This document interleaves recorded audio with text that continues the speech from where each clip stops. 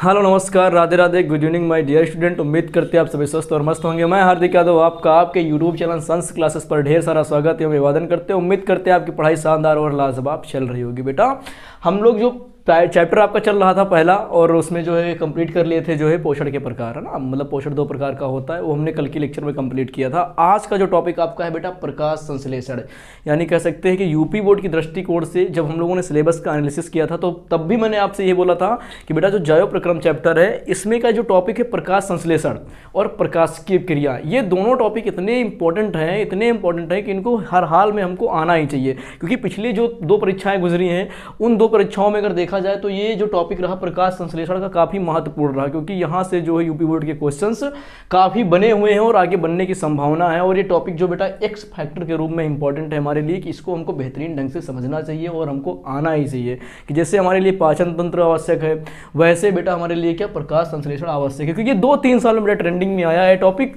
इसलिए जो नई बुक्स भी आ रही है उनमें देखो काफ़ी ये हाईलाइट करके दिया जा रहा है प्रकाश संश्लेषण। तो आज की क्लास में हम लोग प्रकाश संश्लेषण को बेहतरीन ढंग से समझेंगे और नोट्स बनाएंगे, ताकि यूपी बोर्ड में ना ऑब्जेक्टिव क्वेश्चन हमसे छूटे और ना थ्योरेटिकल छूटे। शुरू करते हैं बेटा प्रकाश संश्लेषण के बारे में ना। जैव प्रक्रम चैप्टर आपका था, पहला चैप्टर चल ही रहा था, और हम पढ़ेंगे प्रकाश संश्लेषण यानी बेटा फोटोसिंथेसिस। अगर इंग्लिश में बात करें तो क्या बोलते हैं इसको? फोटोसिंथेसिस बोलते हैं। नोट में पहला पॉइंट मेरा नोट ही है। नोट में क्या है बेटा, इसकी खोज एक डच जो वैज्ञानिक थे ईगन हाउस ने किया था ना। जो इसकी प्रकाश संश्लेषण की खोज की गई थी, प्रकाश संश्लेषण से जुड़े हुए जो प्रयोग किए गए थे, अध्ययन किया था, वो एक जो डच चिकित्सक थे, एक डच जो डॉक्टर थे, और वो डॉक्टर ही क्या थे बेटा, एक वैज्ञानिक थे। ठीक, उन्होंने क्या किया था, जो है प्रकाश संश्लेषण की खोज की थी, और नाम क्या था बेटा उनका नाम ईगन हाउस था। मैंने अंडरलाइन कर दिया, उसके नीचे क्या रहा, ईगन हाउस था। ठीक, क्या नाम था, ईगन हाउस। जो कहाँ के थे बेटा, ये डच थे, डच वैज्ञानिक थे, और इनका काम क्या था, पेशेवर एक डॉक्टर थे। ठीक है, अब बात करते हैं डिफिनीशन की, परिभाषा की बात करते हैं। खोज किसने की थी? ईगन हाउस ने की थी। ठीक है, अब बात करते हैं परिभाषा की। तो बेटा सबसे पहले बात करेंगे प्रकाश संश्लेषण होता क्या है। अगर प्रकाश संश्लेषण शब्द की बात की जाए तो प्रकाश के द्वारा बनना। संश्लेषण का मतलब पता क्या होता है? संश्लेषण का मतलब होता है किसी चीज़ की जो बनने की प्रक्रिया है वही क्या है, संश्लेषण कहलाता है। कोई चीज़ जो बनने की प्रक्रिया है उस शब्द का अर्थ ही संश्लेषण है। संश्लेषण के मीनिंग होता है कोई चीज़ का बनना, किसी चीज़ का बनना। तो क्या बनना बेटा, प्रकाश संश्लेषण में जो चीज़ बने, जो चीज़ प्रकाश संश्लेषण में बने वही क्या है, प्रकाश संश्लेषण है। ठीक, तो प्रकाश संश्लेषण का मतलब इतना होता है कि प्रकाश की उपस्थिति में चीज़ों का बनना, प्रकाश की वजह से चीज़ों का बनना, प्रकाश से चीज़ों का बनना ही क्या बेटा, प्रकाश संश्लेषण है। अब बात करते हैं परिभाषा की, डिफिनीशन की बात करते हैं। ठीक है, सूर्य के प्रकाश में पौधों की हरी कोशिकाओं में उपस्थित जो सूर्य का प्रकाश है और आपके पौधे हैं। ठीक, पौधे की पत्तियां हैं, पत्तियों में बेटा कोशिका है, कोशिका में कोशिकांग है, कोशिकांग के अंदर बेटा आपके जो है हरित लवक माइटोकॉन्ड्रिया, उसमें बेटा आपका ग्रेनम पाया जाता है, उसी के बीच में आपके जो बेटा हरित लवक पाए जाते हैं। तो वहाँ तक हमको जाने की जरूरत नहीं है, हमको सिर्फ इतना ध्यान रखना है कि सूर्य के प्रकाश में पौधे की हरी पत्तियों में उपस्थित कोशिका के अंदर पर्णहरिम, मतलब बेटा क्लोरोफिल। पर्णहरिम का मतलब क्या होता है, क्लोरोफिल। पर्ण का मतलब पत्ती, हरिम का मतलब क्लोरोफिल, पत्ती में पाई जाने वाली हरी क्लोरोफिल है ना। क्लोरोफिल की सहायता से कार्बन डाइऑक्साइड और जल के संयोग से शर्करा आदि कार्बोहाइड्रेट बनने की इस प्रक्रिया को प्रकाश संश्लेषण कहते हैं। प्रकाश संश्लेषण क्या है, तो बेटा सूर्य के प्रकाश में पौधे की हरी कोशिकाओं में, सूर्य का प्रकाश होना चाहिए, पौधों की हरी कोशिकाओं में उपस्थित पर्णहरिम की सहायता से, पौधे की जो पत्ती हैं उसमें क्या पाया जाता है बेटा, पर्णहरिम पाया जाता, उसकी सहायता से वायुमंडल में उपस्थित कार्बन डाइऑक्साइड यानी कि बेटा CO2 और जल के संयोग से शर्करा आदि कार्बोहाइड्रेट बनने की जो प्रक्रिया है वही बेटा आपकी प्रकाश संश्लेषण है, वही बेटा क्या है, कार्बन स्वांगीकरण कहलाता है। ठीक, अब देखो, अब मेरी बात सुनना बेटा, कि आपसे अगर नए टाइप के जो क्वेश्चन बनेंगे, उस नए टाइप के क्वेश्चन क्या आता है बेटा, कार्बन स्वांगीकरण या कार्बन एसिमिलेशन से आप क्या समझते हैं। क्वेश्चन ये पूछेगा कि कार्बन स्वांगीकरण से आप क्या समझते हैं। अब बच्चा कहता है कि पूरी बायोलॉजी में, पूरी केमिस्ट्री में कार्बन स्वांगीकरण तो हमने पढ़ा ही नहीं बेटा। जो आपका प्रकाश संश्लेषण है उसी का दूसरा नाम क्या है बेटा, कार्बन स्वांगीकरण या कार्बन एसिमिलेशन के नाम से भी इसको हम जानते हैं। हुआ क्या है, अगर हम समझे इस चीज़ को कि सूर्य के प्रकाश है ना, आप इधर थोड़ा सा हम एक डायग्राम के माध्यम से समझेंगे। मान लीजिए कि यहाँ पर क्या है बेटा, ये आपके सनलाइट है, क्या है बेटा, सनलाइट है। ठीक, यहाँ पर कोई आपका प्लांट है, ठीक, सपोज दैट कोई प्लांट है और उसकी कोई पत्ती है, ठीक, उस पत्ती में बेटा क्या है, क्लोरोफिल पाया जा रहा है। क्या पाया जा रहा है, यानी कि क्लोरोफिल, यानी कि बेटा पर्णहरिम पाया जा रहा है, ठीक, पर्णहरिम पाया जा रहा है। यहाँ से सनलाइट पड़ेगी उस पर, ठीक है, वो बाहर से उपस्थित वायुमंडल से कार्बन डाइऑक्साइड को ले लेगा, ठीक है, यहाँ से बेटा जल को ले लेगा, यानी सॉइल से, कहाँ से बेटा, मृदा से जल को ले लेगा, ठीक है, और ऊपर से कार्बन डाइऑक्साइड ले लेगा, यहाँ से सूर्य का प्रकाश ले लेगा कोई पौधा, और उसकी पत्ती में क्लोरोफिल पाया ही जाता है। ये तीनों चीज़ें, चारों चीज़ें आपस में मिल करके क्या करेगी बेटा, कार्बोहाइड्रेट या शर्करा आदि बनने की प्रक्रिया को, कार्बोहाइड्रेट या शर्करा आदि बनने की प्रक्रिया को बेटा क्या कहते हैं, शर्करा आदि बनने की प्रक्रिया को बेटा प्रकाश संश्लेषण कहते हैं। अब समझो मेरी बात, यहाँ से हम क्या लेंगे, यहाँ से कार्बन डाइऑक्साइड ले लिया पौधे ने वायुमंडल से, ठीक, उसकी पत्ती में बेटा पर्णहरिम पाया जाता है, पर्णहरिम ले लिया उसने, ठीक है, यहाँ से बेटा सनलाइट आ गई, नीचे से जल ले लिया। अब ये सारी चीज़ें आपस में मिलेंगी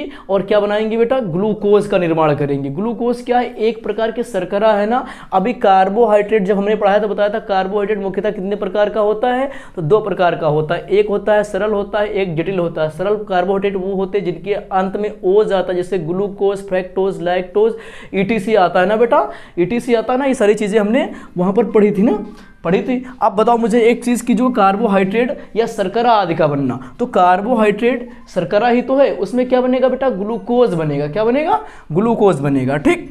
अब समझना मेरी बात को आसान भाषा में, कि जो वायुमंडल में उपस्थित कार्बन डाइऑक्साइड मैंने ले लिया, ठीक, उसके बाद क्या ले लिया, सनलाइट आ गई, फिर मैंने जल ले लिया।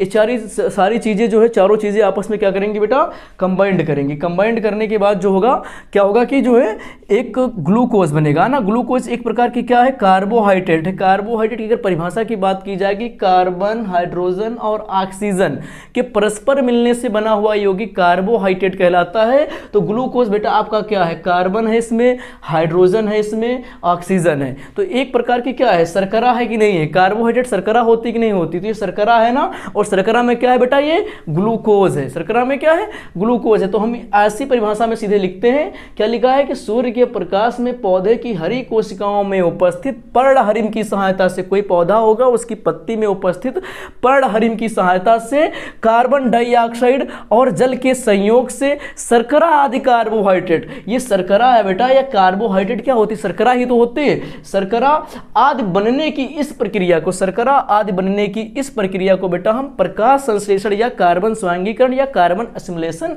कहते हैं, ठीक। अब बात समझना, कार्बन डाइऑक्साइड, जल, ठीक, सूर्य के प्रकाश और पर्णहरिम की सहायता से कार्बोहाइड्रेट या शर्करा आदि में क्या, ग्लूकोज बनने की प्रक्रिया को हम क्या कह रहे हैं बेटा, कार्बन स्वांगीकरण या फिर जो है आपका प्रकाश संश्लेषण कहते हैं। अब एक क्वेश्चन यूपी बोर्ड का सबसे फेवरेट क्वेश्चन है, जो 1 नंबर में मिलेगा, आपको लिखकर धर लेना, कि प्रकाश संश्लेषण कैसी क्रिया है। ये क्वेश्चन अगर आप आंसर पेपर जब कराएंगे आपको तो दिखाएंगे, ये जो बहुविकल्पी है, ऑब्जेक्टिव क्वेश्चन है, ये कई बार आया हुआ है कि प्रकाश संश्लेषण कैसी क्रिया है। मेरा खुद का निजी अनुभव है, मैंने कई बार इसका जो है बेटा एनालिसिस किया, तो हमको ये कई सेट्स में रखा हुआ मिला मुझको ये। तो प्रकाश संश्लेषण एक जैव रासायनिक अभिक्रिया है। कैसा है, जैव रासायनिक अभिक्रिया है। अब बात करते हैं अगला जो टॉपिक आपका आने वाला है, जो बहुत इंपॉर्टेंट है, हर क्लास में छूटता है और हर टीचर छोड़ देता है, उसको हम यहाँ पर ले लिए हैं क्योंकि ये इस बार आपको मिलने ही वाला है कि प्रकाश संश्लेषण की मुख्य विशेषताएं क्या होती हैं। बताइए मुख्य विशेषताएं क्या होती हैं। तो पहली मुख्य विशेषता देखते हैं बेटा, सूर्य के विकिरण ऊर्जा रासायनिक ऊर्जा में बदलती है। जो प्रकाश संश्लेषण होता है इसमें क्या होती है, जो सूर्य की विकिरण ऊर्जा, सूर्य की किरण में जो ऊर्जा होती है उसे सूर्य की विकिरण ऊर्जा कहते हैं। किसमें बदलती है बेटा, रासायनिक ऊर्जा में बदलती है। आपने देखा होगा जो सूर्य की ऊर्जा है इसे हम सौर ऊर्जा कहते हैं ना, इसको हम किसमें बदल रहे हैं, रासायनिक ऊर्जा में बदल रहे हैं। देखो ये रहा आपका बेटा सूर्य का प्रकाश, और सूर्य का प्रकाश किसमें बदल रहा है बेटा, ग्लूकोज में बदल रहा। तो क्या हुआ बेटा, ये रासायनिक ऊर्जा आपको दिख रही है। ग्लूकोज क्या है, एक रासायनिक ऊर्जा है, क्योंकि ये हमें ऊर्जा प्रदान करती है। किस फॉर्म में बेटा, रासायनिक के फॉर्म में है। तो सूर्य के प्रकाश को बेटा किसमें बदला जाता है, प्रकाश संश्लेषण क्रिया के द्वारा रासायनिक ऊर्जा में बदला जाता है। ठीक, दूसरा पॉइंट अगर बात करते हैं, वायुमंडल की CO2 से कार्बन और ऑक्सीजन प्राप्त किए जाते हैं। जो वायुमंडल में बेटा CO2 होती है ये रही आपकी, इससे क्या प्राप्त किया जाता है, प्रकाश संश्लेषण के द्वारा। तो बेटा कार्बन और ऑक्सीजन प्राप्त किए जाते हैं। मतलब ये जो आपको कार्बन दिख रहा है और ये जो आपको बेटा ऑक्सीजन दिख रहा है, ये कहाँ से लेते हैं हम, वायुमंडल में उपस्थित कार्बन डाइऑक्साइड से लेते हैं। ये विशेषता है बेटा प्रकाश संश्लेषण की। ठीक है, अब दूसरा पॉइंट की बात की जाए, जल से हाइड्रोजन ली जाती है ना। तो बेटा जल से क्या लिया जाता है, आपके हाइड्रोजन ली जाती है। देखो यहाँ पर लिखा हुआ बेटा H12 कहाँ से आए, तो बेटा आपके जो यहाँ 6H2 है, 6 दूनी 12 बेटा, ये देखो 6 दूनी 12। ठीक है, तो यहाँ पर देखो ये जल से लिए गए हैं हाइड्रोजन। ठीक, अब बात करते हैं प्रकाश और क्लोरोफिल। तो प्रकाश और क्लोरोफिल बहुत ज़्यादा आवश्यक अवयव है प्रकाश संश्लेषण का। तो 4 मुख्य विशेषता मैंने लिखा दी है, इससे ज़्यादा लिखने की भी ज़रूरत नहीं है आपको। अगर आता है एग्जाम में, आता है क्या, आएगा ही मैक्सिमम, जहाँ तक मैं प्रिडिक्ट कर पा रहा हूँ कि आपको मिलने वाला है। इसमें से 2 नंबर तो पक्का मिलने वाले हैं। अगर आपका लक सही रहा तो हो सकता है 4 नंबर का यहाँ से क्वेश्चन बन जाएगा। ठीक है, तो प्रकाश संश्लेषण की मुख्य विशेषता हमने देख ली कि सूर्य की विकिरण ऊर्जा रासायनिक ऊर्जा में बदलती है प्रकाश संश्लेषण के द्वारा। प्रकाश संश्लेषण के द्वारा ही वायुमंडल की कार्बन डाइऑक्साइड से कार्बन और ऑक्सीजन प्राप्त किए जाते हैं। वायुमंडल से ही बेटा जो है आपका जल और हाइड्रोजन ली जाती हैं। ठीक है, प्रकाश संश्लेषण में ही, और प्रकाश संश्लेषण में क्लोरोफिल और प्रकाश एक आवश्यक अवयव है। तो एक बार इसका आप स्क्रीनशॉट लीजिए। आगे की 2 क्रिया आती है, एक प्रकाश की क्रिया और दूसरी अप्रकाश की क्रिया, दोनों हम आज कंप्लीट करेंगे इसी में। चले बेटा, अब आगे देखते हैं प्रकाश संश्लेषण की क्रियाविधि। मैंने कहा था ना कि एक प्रकाश की क्रिया होती है और एक अप्रकाश की क्रिया होती है। दोनों मोस्ट इंपॉर्टेंट हैं यूपी बोर्ड के लिए। यानी पहला प्रकाश संश्लेषण, उसके बाद उसका मैकेनिज्म यानी फोटोसिंथेसिस की जो प्रोसेस है उसमें पढ़ना क्या है, मैकेनिज्म उसका पढ़ना है। यानी कह सकते हैं मैकेनिज्म ऑफ फोटोसिंथेसिस, प्रकाश संश्लेषण की क्रियाविधि।